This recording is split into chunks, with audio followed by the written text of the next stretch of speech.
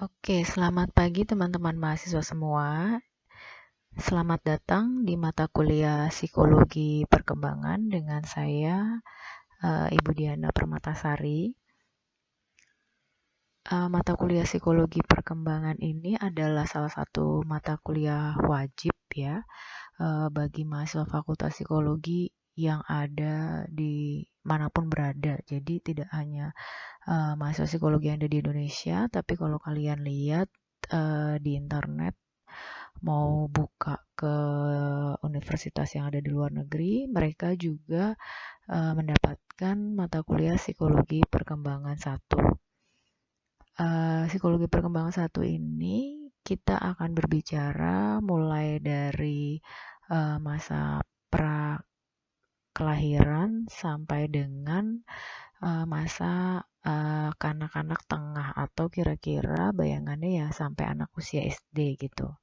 Lalu pada pertemuan kita yang pertama ini saya akan bicara mengenai pengantar ke psikologi perkembangan itu sendiri.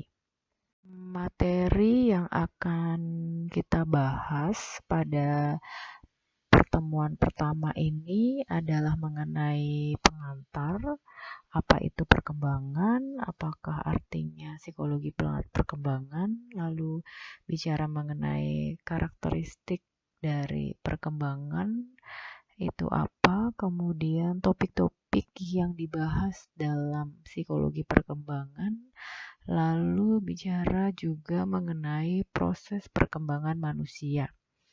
Gitu, perkembangan atau bahasa Inggrisnya itu development. Slide yang ketiga berbicara mengenai apakah yang dimaksud dengan perkembangan atau development. Perkembangan atau development itu merupakan sebuah pola perubahan yang dialami oleh individu atau manusia dari mulai masa konsepsi atau pembuahan hingga sampai akhir hayat. Makanya kadang disebut perkembangan sepanjang hayat atau lifespan development gitu. Jadi bahkan sampai individu itu meninggal. Nanti kita di psikologi perkembangan 2 akan bicara sampai ke kematian atau dying. Lalu memang sebagian besar kalau kita bicara tentang perkembangan atau development itu berhubungan dengan namanya pertumbuhan, growth. Kalian masih ingat nggak? Mungkin udah lupa ya. Kalau saya sih sudah lupa ya gimana waktu saya kecil. Paling kalau ngelihat foto terus baru ingat lagi gitu. Atau kalian punya adik gitu. Kalau kalian punya adik atau ponakan mungkin bisa lihat bagaimana uh, individu itu bertumbuh gitu. Jadi bagaimana ada pertumbuhan atau growth. Pertumbuhan itu sebenarnya bisa secara fisik, bisa secara psikologis juga. Kalau secara fisik, ya itu kelihatan ya bertumbuh tadinya yang nggak punya gigi jadi punya gigi, yang tadinya anak bayi tidak punya rambut botak ya, semua bayi itu botak, mau itu bayi perempuan atau laki-laki. Lalu nanti usia berapa bulan tumbuh rambutnya. Bertumbuh itu juga kalau kalian misalnya apa ya, kalau secara fisik sudah tidak terlalu signifikan ya pertumbuhan fisik di usia kalian, tapi pertumbuhan psikologis yang dulunya mungkin apa namanya masih kalau SMP gitu dia masih diantar jemput, lalu SMA itu sudah pulang pulang dan berangkat ke sekolah, berangkat dan pulang sekolah, pulang dari sekolah itu sudah bisa sendiri. Nah, itu juga pertumbuhan, growth. Itu adalah bagian dari yang namanya development. Nah, sekarang pertanyaannya dari saya untuk kalian coba renungkan sendiri. Udah paham artinya development? Udah paham artinya pertumbuhan atau growth? Terus bagaimana ya dengan kakek nenek kalian, simbah kalian, opa oma kalian? Apakah mereka juga mengalami pertumbuhan di usia mereka yang sekarang, atau mereka mengalami perkembangan juga atau tidak? Gimana menurut kalian? Kita mengetahui mengenai definisi dari perkembangan, development or growth, kita akan masuk ke slide selanjutnya yang berbicara mengenai pentingnya mempelajari psikologi perkembangan manusia. Psikologi perkembangan itu sendiri sebenarnya merupakan salah satu spesialisasi yang ada di dalam psikologi. Spesialisasi lainnya itu ada psikologi industri organisasi, psikologi klinis, psikologi pendidikan, psikologi sosial. Nah, psikologi perkembangan sendiri merupakan salah satu spesialisasi yang paling mendasar. Artinya apa? Artinya di dalam psikologi industri dan psikologi lainnya tadi itu pasti akan membicarakan mengenai psikologi perkembangan. Gitu. Karena apa? Karena pada dasarnya psikologi perkembangan itu berisi informasi mengenai sepanjang hidup atau sepanjang hayat hidup individu atau manusia, di mana perilaku dari manusia itu dipelajari dari ilmu psikologi. Jadi, misalnya ketika kalian sekarang sudah ada di masa remaja gitu ya, dan kalian memiliki trait tertentu, misalnya adalah kalian ini termasuk pencemas gitu ya, kalian bisa melihat itu dengan menilik kembali ke belakang. Jadi artinya melihat ketika kalian di masa kanak-kanak itu seperti apa ya pengalaman yang pernah membuat kalian muncul trait pencemas ini, atau apa ya yang menyebabkan trait pencemas ini muncul jika dilihat dari sisi lingkungan yang menyumbang ke trait tersebut. Dan ketika kalian sekarang sadar bahwa kalian itu memiliki trait pencemas, di masa mendatang kalian bisa mengantisipasi itu. Jadi bisa memprediksi bahwa pencemas ini akan muncul juga di masa mendatang gitu. Bahwa sekarang misalkan nanti ada presentasi gitu, mulai kalian muncul kecemasan gitu ketika ingin melakukan presentasi di kelas atau saat kuliah. Nah, trait ini akan kalian bawa terus sampai ke dewasa nanti, sampai nanti kalian juga jadi kakek nenek gitu. Oke, jadi balik tadi atau ya tadi tentang slide yang kedua mengenai kakek dan nenek kalian. Saya harap kalian sudah berusaha menebak gitu ya jawabannya. Jawabannya ada di slide keempat ini, bahwa sebenarnya sebelumnya dibilang bahwa sebagian besar perkembangan itu didominasi dengan pertumbuhan. Dan sebagian kecilnya itu adalah terjadi penurunan atau decline. Jadi development itu tidak hanya bicara growth, tapi bicara tentang decline atau penurunan. Gitu. Jadi bahwa seperti kematian atau kakek nenek kalian itu mengalami development, jadi perkembangan, yaitu dengan kakek nenek kalian mungkin giginya udah hilang, seperti kembali menjadi seperti bayi kayak gitu. Itu adalah disebut juga perkembangan juga, tapi yang sifatnya mengalami penurunan atau decline gitu. Saya harap kalian bisa paham ya konsep tentang perkembangan, development, lalu ada growth, pertumbuhan, lalu ada decline, penurunan. Kita lanjut ke slide yang kelima ini, bicara mengenai apa saja karakteristik atau kekhasan dari perkembangan. Yang pertama, bahwa sudah sering disebutkan bahwa perkembangan itu sifatnya sepanjang hayat. Jadi dimulai dari masa pembuahan sampai pada kematian. Kemudian yang kedua, perkembangan itu multidimensi. Ini artinya bahwa perkembangan ini tidak hanya yang saya bilang bahwa perkembangan itu tidak hanya fisik, tapi juga psikologis atau mental gitu. Dan itu terus selama manusia atau individu itu hidup, perkembangan dari berbagai dimensi ini itu tetap ada. Lalu yang ketiga, perkembangan itu terhubung dengan banyak arah atau tujuan gitu. Jadi misalkan kalau dalam dimensi itu ada dimensi yang bertumbuh atau berkembang atau membesar, ada juga dimensi yang menyempit. Begitu juga artinya dengan multidirectional ini. Jadi misalkan bahwa ketika masa remaja itu di usia kalian itu berkembang ke arah menjalin hubungan yang romantis, itu secara normal, itu wajar gitu ya.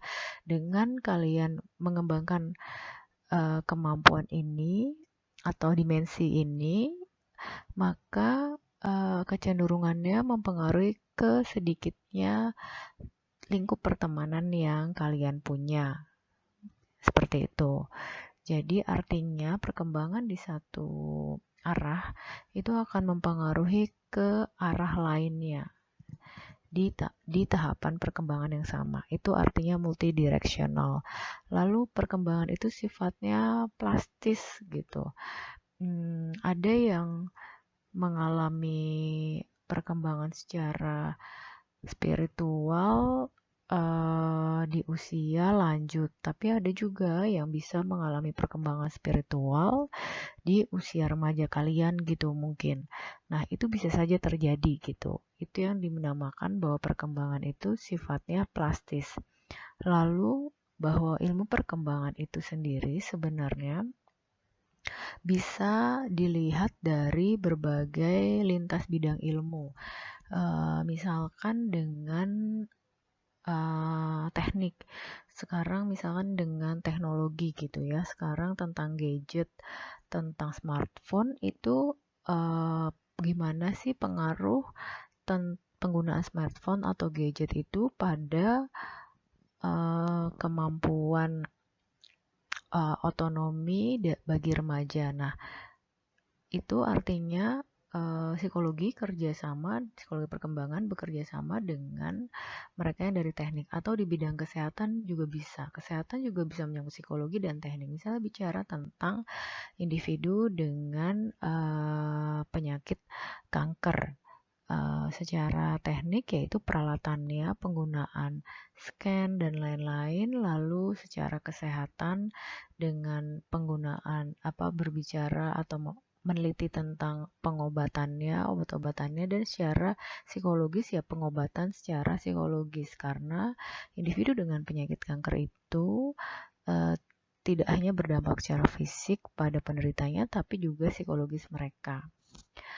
Kemudian perkembangan itu sifatnya kontekstual, jadi sesuai dengan konteksnya, bisa aja dalam lingkup keluarga, lingkup sekolah, lingkup sebuah negara, lingkup budaya tertentu mungkin gitu. Jadi bisa di mana saja psikologi perkembangan. Lalu bicara tentang development involves growth, maintenance, and regulation of loss.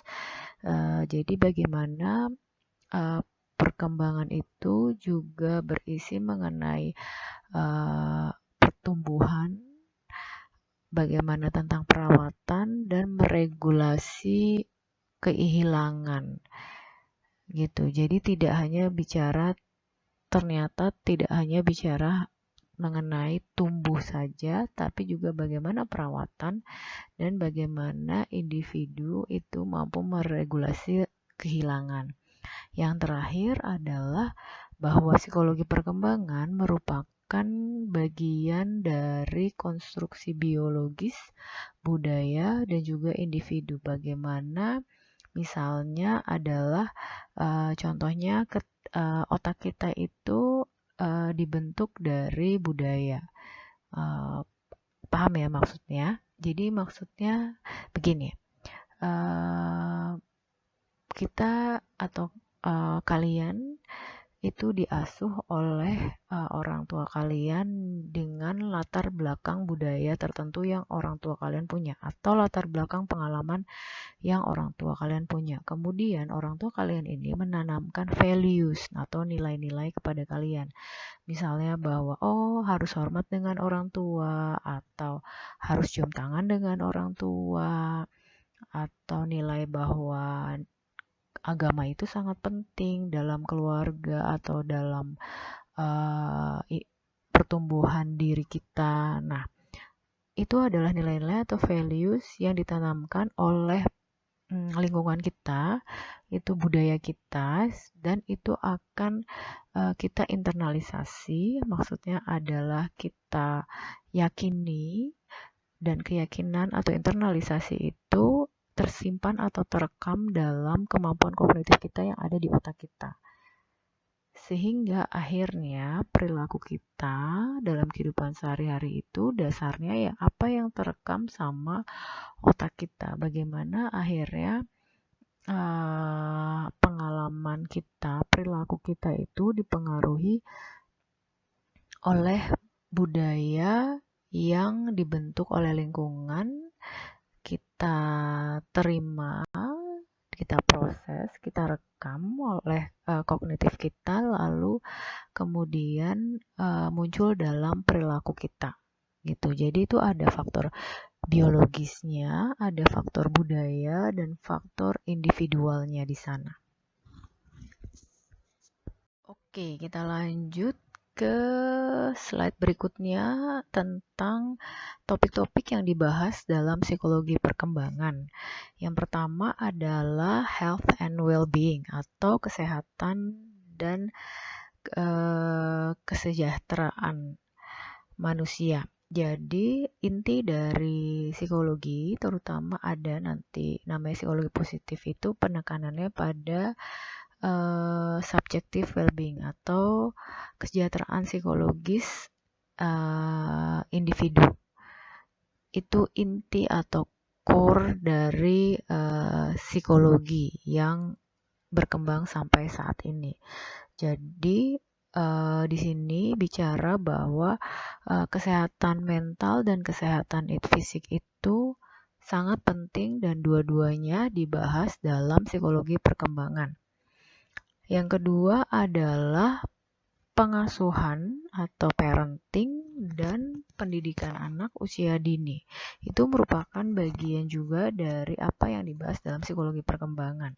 Karena apa? Karena perkembangan individu, terutama ya individu itu dipengaruhi oleh pendidikan yang diberikan oleh orang tua serta pendidikan yang didapat dari sekolah dan masyarakat, yang itu nanti akan mempengaruhi kehidupan selanjutnya. Seperti kalian gitu ya, kalian itu menjadi kalian yang sekarang, menjadi anak yang percaya diri, atau menjadi anak yang minderan, atau menjadi anak yang suka tampil atau tidak suka tampil, itu salah satunya selain faktor internal dari diri kalian secara genetik, itu ada dari eksternal, yaitu parenting atau pola asuh yang diberikan kepada kalian, dan juga pendidikan yang kalian terima. Lalu topik selanjutnya yang dibahas dalam psikologi perkembangan adalah konteks sosial budaya dan keseragaman. Jadi bicara tentang bagaimana tentang budaya yang berpengaruh pada perkembangan individu, lalu sosial dan ekonomi. Sosial dan ekonomi itu biasanya bicara tentang pendapatan atau pengeluaran yang diterima oleh individu, atau latar belakang pendidikan. Biasanya itu berpengaruh pada perkembangan individu berdasarkan penelitian-penelitian. Kemudian ada juga jenis kelamin, perempuan atau laki-laki, lalu etnis. Ini juga berpengaruh pada perkembangan manusia. Kemudian bicara juga tentang kebijakan-kebijakan. Psikologi perkembangan itu penelitian-penelitiannya digunakan sebagai dasar dalam kebijakan yang dipakai dalam suatu institusi atau bahkan pemerintahan. Misalnya tentang penelitian mengenai kasus kekerasan pada anak. Nah, itu ini kalau ada yang tertarik itu masuk ke dalam ranah psikologi forensik ya. Jadi misalnya bagaimana ya cara menginterview anak yang menjadi korban kekerasan. Dilakukan penelitian dan hasil dari penelitian ini nanti digunakan oleh misalnya pihak kepolisian dalam rangka membuat aturan, menyusun aturan untuk institusi mereka dalam mewawancarai anak yang menjadi korban dari kekerasan. Bisa juga itu nanti dipakai oleh pemerintah juga. Misalnya dari penelitian tentang kasus kekerasan didapatkan bahwa misalnya penyebabnya karena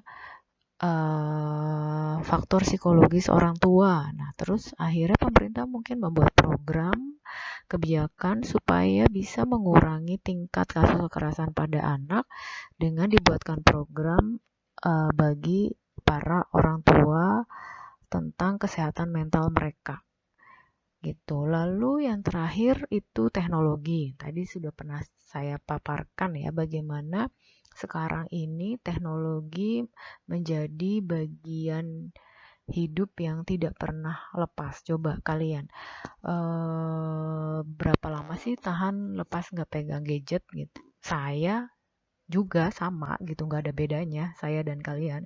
Saya juga kayak setiap 10 menit, setengah jam itu nggak ada bunyi atau nggak ada suara pesan yang masuk, ya lihat handphone gitu otomatis, browsing-browsing media sosial, terus kembali lagi melakukan aktivitas saya sebelumnya gitu. Nah, teknologi sekarang sangat berkembang dan mempengaruhi ke perilaku manusia dan juga perkembangan manusia. Oleh karena itu, teknologi juga menjadi bagian yang dipelajari atau topik yang juga dipelajari dalam psikologi perkembangan. Oke, ini adalah slide yang ketujuh itu sebenarnya contoh dari buku ya. Nanti kalau kalian sudah dapat bukunya, bisa dilihat sendiri di halaman 10. Itu ya benar, halaman 10 itu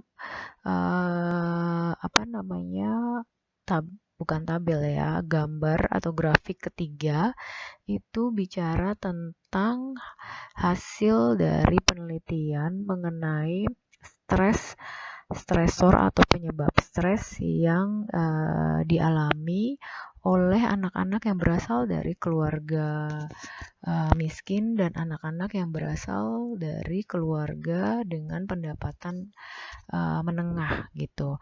Jadi stresornya itu bahwa di sini ada faktor-faktor. Ini adalah contoh hasil penelitian dalam psikologi perkembangan mengenai penyebab stres. Itu bisa dilihat bahwa anak-anak yang berasal dari keluarga miskin itu sebanyak 73% itu terekspos pada kekerasan. Angka ini 30%, hampir 30% itu lebih tinggi daripada anak-anak yang berasal dari keluarga dengan ekonomi menengah. Jadi artinya bahwa anak-anak di keluarga miskin itu banyak melihat dalam kehidupan sehari-hari mereka itu adegan-adegan kekerasan gitu. Dan kemudian mereka juga digambarkan selain mereka banyak terekspos pada kekerasan, mereka juga cenderung mengalami perpisahan dengan pengasuh mereka, itu yang namanya child separation. Itu sebanyak 45% anak itu stres akibat adanya perpisahan ini, dan itu banyak dialami di anak-anak dengan latar belakang ekonomi miskin. Nah, ini hasil penelitian tahun 2002 oleh Evans and English. Lanjut, kita akan mengidentifikasi mengenai apa sajakah dimensi-dimensi atau proses yang ada di dalam perkembangan. Ini 3 hal dimensi atau aspek yang sering dibahas dalam psikologi perkembangan manusia, bahwa manusia itu dilihat dari aspek biologis, kognitif, sosial, emosional, dan yang terakhir adalah gabungan dari ketiganya. Itu adalah proses-proses perkembangan yang terjadi pada manusia gitu. Proses yang pertama adalah proses biologis. Proses biologis itu berbicara mengenai gen, bagaimana otak kita berkembang, bicara mengenai hormon, dan lain-lain. Udah kebayang ya, jadi secara biologis. Makanya kalian di semester ini dapat mata kuliah biopsikologi. Itu antara biologi dan psikologi. Kemudian yang kedua itu proses secara kognitif. Kognitif itu bicara mengenai otak kita, pikiran kita, tapi ini bukan sifatnya fisik gitu. Kalau biologis itu sifatnya fisik. Kalau kognitif itu sifatnya otak tapi non fisik, seperti pikiran, intelijensi kita, kemampuan kita dalam berbahasa yang itu diatur di dalam sebenarnya otak yang ada di proses biologis tadi gitu. Lalu yang ketiga itu adalah proses sosial emosional. Itu bicara mengenai bagaimana kita intrapersonal, jadi apa yang di dalam diri kita, dan itu berpengaruh, itu emosional kita, berpengaruh juga ke sosial kita. Sosial adalah interaksi dengan orang lain. Lalu ada proses yang terakhir adalah proses yang merupakan gabungan dari ketiganya.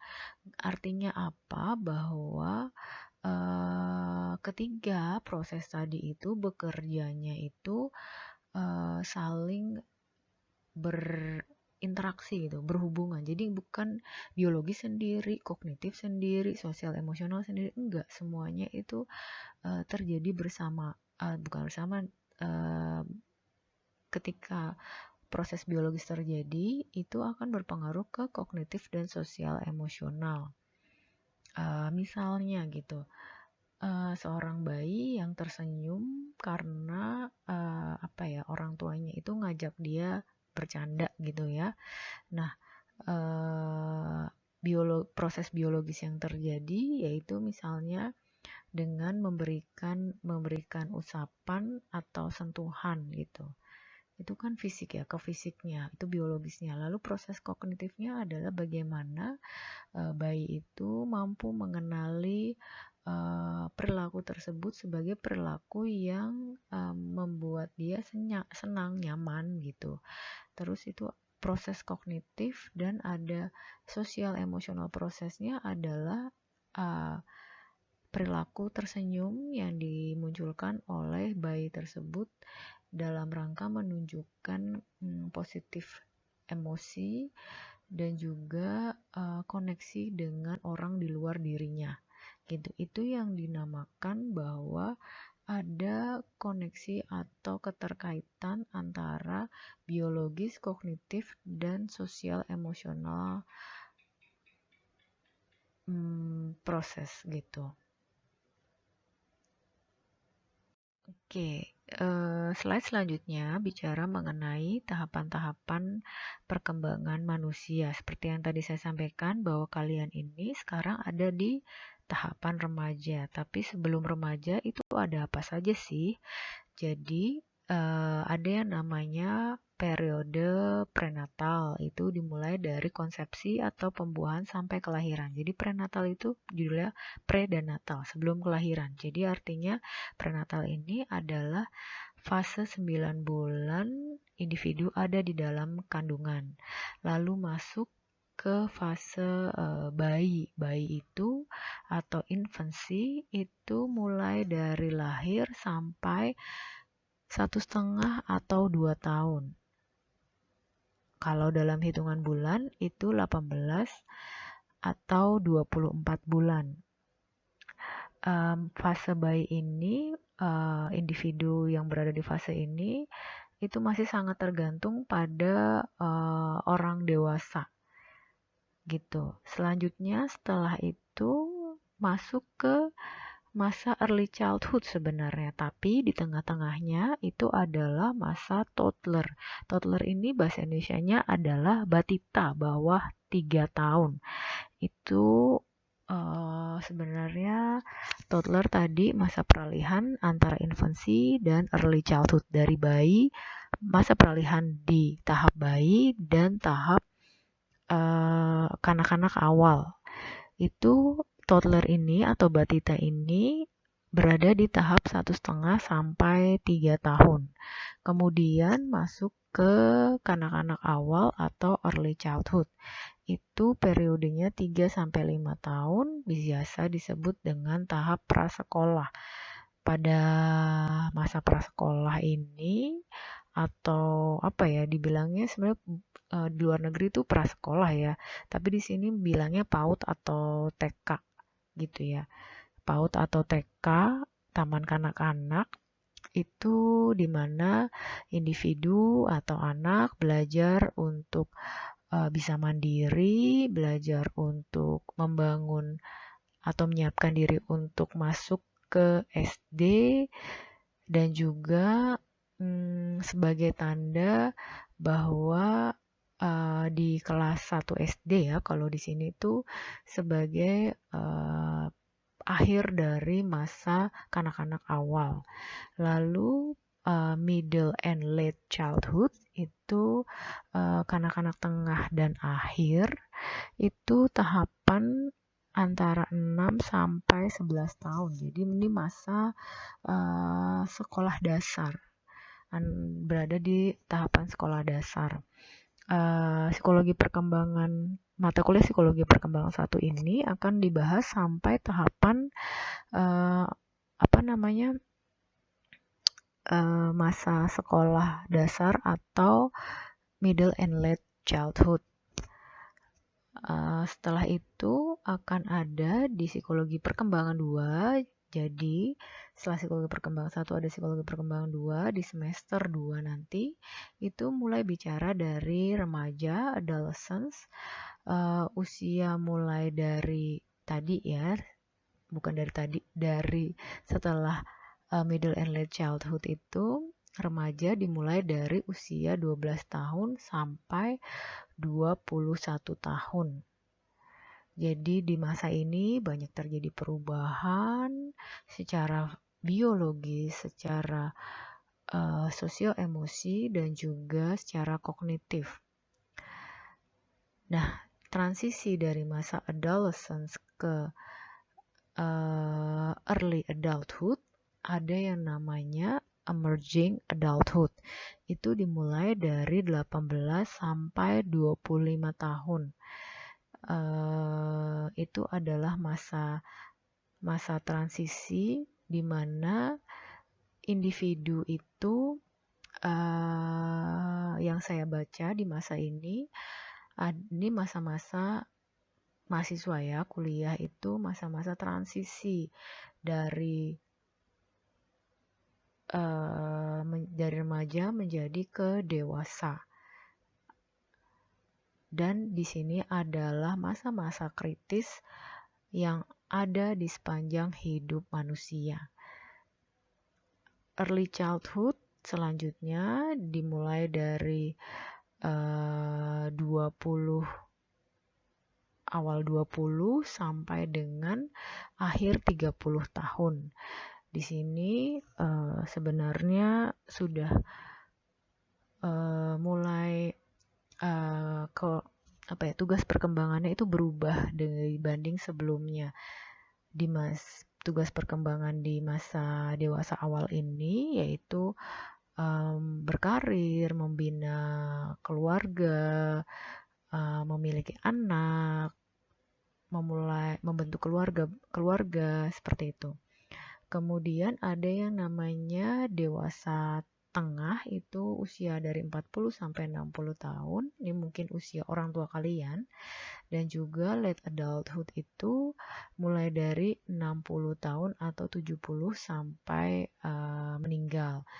Nah, ini mungkin usia kakek nenek kalian. Oke, jadi kalau dilihat sebenarnya sekarang kalian itu masih mungkin kebanyakan di masa adolescence, dan orang tua kalian itu berada di kira-kira middle adulthood. Jadi bisa dibayangkan perbedaan tahapan di mana yang saya tadi bilang tiap tahap perkembangan itu memiliki tanggung jawab atau tugas perkembangan yang berbeda-beda. Makanya gak heran kalau memang perbedaan tahapan usia perkembangan itu akhirnya kalian mungkin sering berkonflik dengan orang tua kalian gitu. Oke, sekarang kita lanjut membahas tentang beberapa istilah usia yang dikenal atau yang akan kalian temui dalam psikologi. Terutama nanti kalau dapat mata kuliah mengenai pengetesan, itu akan muncul beberapa istilah atau data yang diperlukan dalam pengetesan. Ada usia kronologis, ada usia mental. Nah, apakah itu? Jadi yang pertama, usia kronologis atau chronological age adalah usia sesungguhnya. Jadi ini mengikuti waktu kelahiran. Kalau misalkan kalian lahirnya tahun berapa? 2002, 2003 misalnya. Nah, usia kronologis adalah usia sesungguhnya, berarti tahun 2020 dikurang 2003, 2002, itu berapa tahun? Atau 2004 mungkin juga ada. Nah, lalu kalau usia biologis, jadi usia individu didasarkan pada kesehatan biologisnya. Bisa aja ada yang usianya secara kronologis masih muda, tetapi secara biologis sudah dianggap tidak semuda usia kronologisnya. Lalu ada lagi usia yang dinamakan psychological age. Nah, ini secara mental. Jadi usia berdasarkan kapasitas individu. Jadi belum tentu juga usia kronologis, biologis, psikologis itu sama. Jadi usia 20 tahun ya secara psikologis memang seperti 20 tahun. Padahal kenyataannya bisa saja tidak. Jadi misalnya gimana, usia kronologisnya 20 tahun tapi usia mentalnya masih seperti anak 12 tahun, itu bisa saja terjadi. Jadi kayak masih seperti anak SD gitu. Mungkin kalau kalian punya teman, kok dia takut ya pergi sendiri gitu dari rumahnya ke rumah temennya, masih dianterin karena dia takut dan lain-lain, seperti anak SD yang perlu diantar oleh orang tuanya gitu. Nah, kemudian ada yang namanya social age, itu adalah usia sosial. Nah, ini dikaitkan dengan interaksi dengan orang lain, bahwa individu yang memiliki hubungan sosial dengan orang lain itu lebih bahagia dan lebih panjang umurnya dibandingkan mereka yang hidupnya sendirian gitu. Kira-kira dari perspektif psikologi perkembangan itu tidak hanya bicara tentang usia sebenarnya atau kronologis saja, tapi bisa juga sama seperti yang proses tadi, itu menyangkut ke semuanya. Misalkan 70 tahun usia seorang kakek, itu kronologisnya mungkin masih bagus kondisi fisiknya, itu adalah usia biologisnya, di mana dia belum pikun, masih ingat semuanya, kemampuan dia masih seperti masih kuat untuk main tenis atau olahraga gitu. Seperti usia 40 tahun, misalnya kalian punya kakek atau nenek itu yang masih tidak mudah capek, tidak gampang capek, sama seperti ya orang tua kalian. Nah, itu berarti kondisi biologisnya baik. Kemudian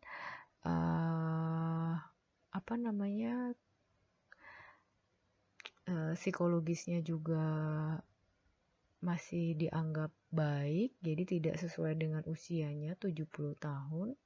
Itu bisa saja terjadi dan dia masih misalnya bersosialisasi dengan teman-temannya walaupun dia secara kronologis sudah berumur 70 tahun gitu. Itu dilihat dari social age-nya. Yang terakhir ini bicara tentang isu-isu yang ada dalam perkembangan. Yang pertama adalah konsep nature versus nurture. Artinya nature adalah secara biologis itu diturunkan secara genetik.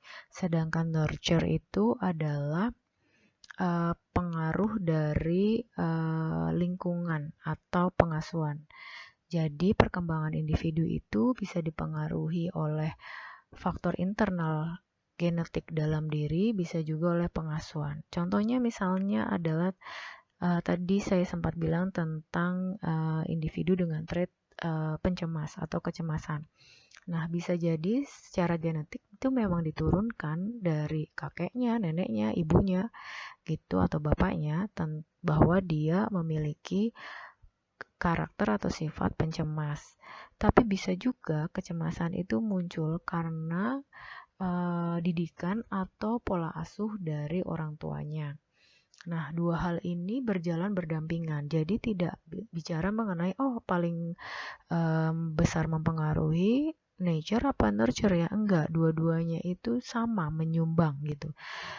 Perkembangan ilmu pengetahuan tidak lagi bicara mana grup nature, mana grup nurture gitu. Lebih bicara bagaimana ya nature dan nurture ini bisa akhirnya mempengaruhi dalam kehidupan individu.